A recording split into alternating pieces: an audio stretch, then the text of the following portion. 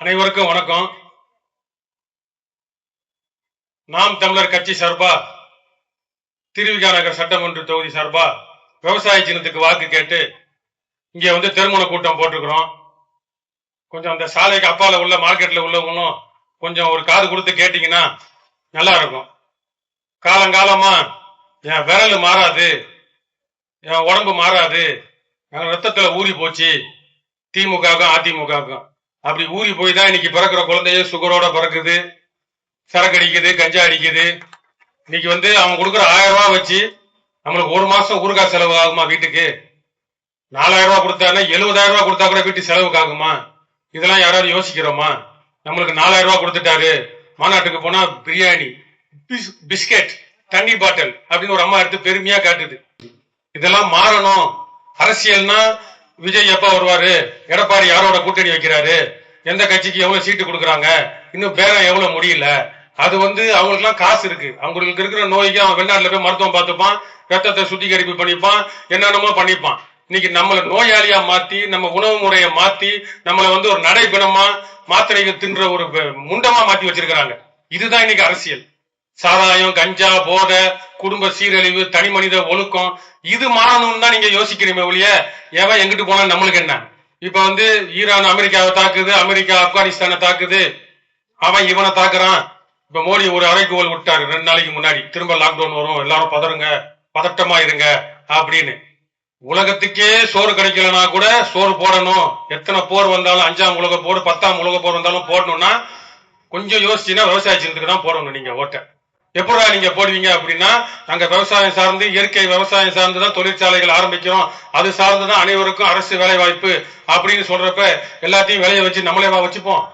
அதனால உலகம் எப்பேற்பட்ட இக்கட்டான சூழ்நிலைகள் வந்தாலும் நம்ம உலகத்துக்கே சோறு போடணும், நம்மளும் சாப்பிட்டு தெம்பா இயற்கை உணவு விவசாயம் பார்த்து நம்ம நல்லா செழிப்பா இருக்கணும் அப்படின்னா நோய் நொடி இல்லாம வாழணும். சித்த மருத்துவர் போல பேசுறேன்னு நினைக்காதீங்க, இதான் உண்மை.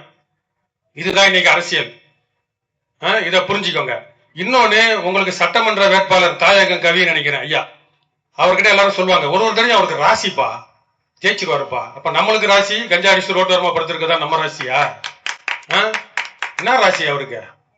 இப்படியே பேசி பேசி ஓட்ட போட்டு விட்டு தான் புள்ள பேரன் பேத்தி எங்க மூக்குல உட்காந்து என்ன பண்றானுங்க, படிக்கிறானுங்களா, பள்ளிக்கூடம் போலையா, ஒரு மண்ணும் தெரியாம அடுத்த பரம்பரை கேவலமா போய் நிக்குது, தாழ்ந்து போய் நிக்குது.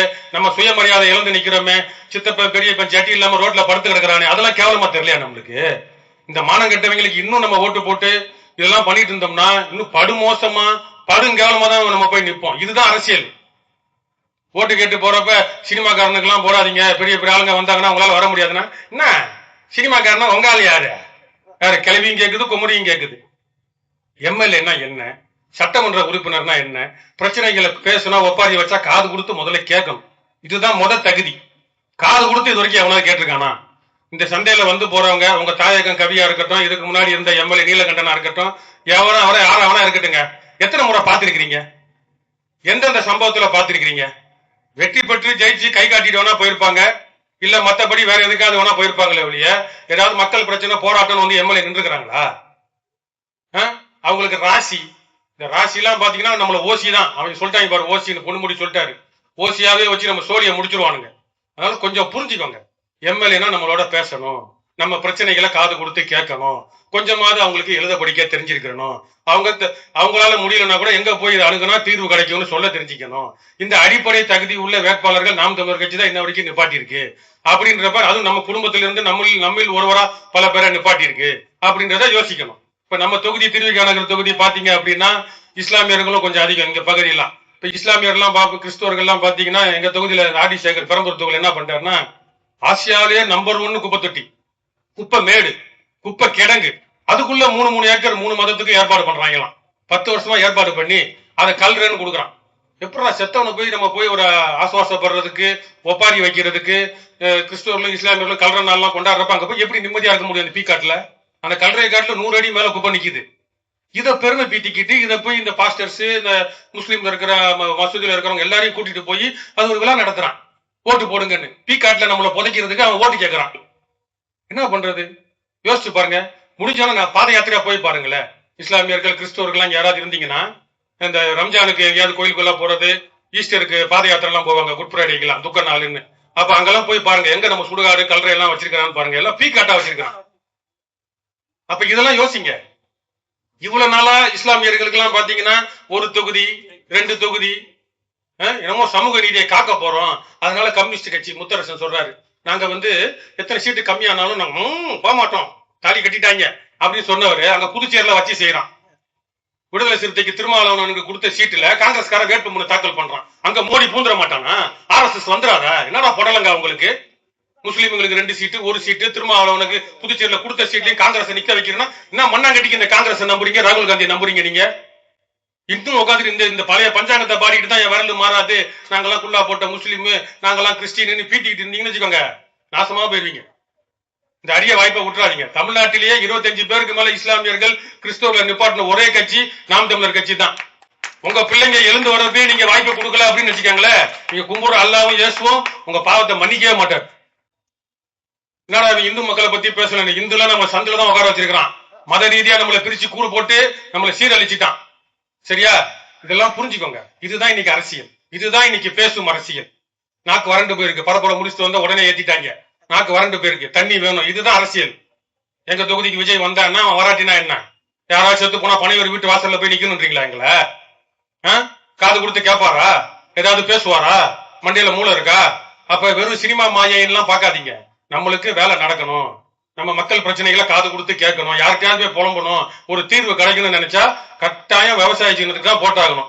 உங்களால முடியல, கொஞ்சமாவது யோசிக்கிறீங்கன்னா கூட அடுத்து உங்க பிள்ளைங்க பேர பிள்ளைங்க எல்லாருக்கும் சொல்லுங்க. கல்வி இலவசம், மருத்துவம் இலவசம் ஏன் சொல்றோம்? இதுக்குதான், நம்ம நோயில இருந்து விடுபடுறதுக்கு தான் மருத்துவம் இலவசம்னு சொல்றோம். இன்னைக்கு எத்தனை மாத்திரை இவன் கொடுக்குற 1000 ரூபாய் 4000 ரூபாய் எவ்வளவு மாத்திரை வாங்க முடியும்? நம்மளுக்கு அவன் கொண்டு வந்து கொடுத்த நோய்கள்ல நம்ம 1000 ரூபாய் 4000 ரூபாய் எத்தனை மாத்திரை வாங்க முடியும்? அரசு மருத்துவமனைக்கு போனா அன்னைக்கு அந்த மருத்துவர் என்ன எழுதி கொடுக்குறானோ அந்த மாத்திரையில 10 மாத்திரையில 5 மாத்திரை இருக்காது, வெளியே வாங்கிக்கிறான். அது போட்டாதான் உனக்கு ராத்திரி தூக்கம் வரும். குடி போதை ஒரு பக்கம், கஞ்சா போதை, மாத்திரை போதை ஆக்கிட்டான் நம்மள. அதனால ஒரு நடை பிணமா இருக்கிறோம். நம்ம உடம்பு நல்லா இருக்கணும், கை கால் நல்லா இருக்கணும், எழுந்து நடக்கணும், நம்ம குடும்ப கட்டமைப்பு நல்லா இருக்கணும், இந்த குடி போதை சாராயம் கஞ்சா எல்லாம் ஒழியணும், நம்ம இனம் தலைக்கணும், நம்ம அடுத்து புள்ள பொத்து. நம்ம இன்னைக்கு நிறைய பேர் ஃபெர்டிலிட்டி சென்டர், குழந்தையின்மை மருத்துவமனை நிறைய கொண்டு வந்துட்டான். அதுக்கெல்லாம் என்ன தீர்வு? கல்யாணம் தாலி கட்டுறது, பல 5 லட்சம் செலவு பண்ணி 15 லட்சம் செலவு பண்ணி கல்யாணம் பண்ணிட்டு டாக்டரை போய் பாக்குறது, குழந்தை பெற்றுக்க முடியலன்னு. இதெல்லாம் மாறணும் தான். இயற்கையா இல்ல நீங்க நினைக்கிற கடவுளா பார்த்து கொடுத்த சின்னம் தான் எங்களுக்கு ஏற்கலப்ப விவசாயி. திரும்ப பழசுக்கு வாங்கடா, எல்லாம் இயற்கையோட சேர்ந்து மனிதனை இருங்கடா அப்படின்னு இதை புரிஞ்சுக்கிட்டு நம்ம மறக்காம வாக்களிக்க வேண்டிய சின்னம் விவசாய சின்னம். ஏப்ரல் 23 எந்த சாமியை வேணா கும்பிட்டுட்டு போ, எந்த மதமா இருந்தாலும் அங்க போய் குலசாமி விவசாயிக்கு ஓட்டு போட்டா நீனும் நல்லா இருப்ப, உன் பரம்பரை நல்லா இருக்கும். அடுத்து நம்ம தமிழன்னு தலை நிமிர்ந்து சொல்றதுக்கும் மத்தவனை உலகத்துக்கே வாழ வைக்கிறதுக்கும் ஒரு அடித்தளமா ஆதி தமிழனா நம்ம என்றும் தலை நிமிர்ந்து வாழ மறக்காமல் விவசாய சின்னத்துக்கு வாக்களிங்க. நன்றி.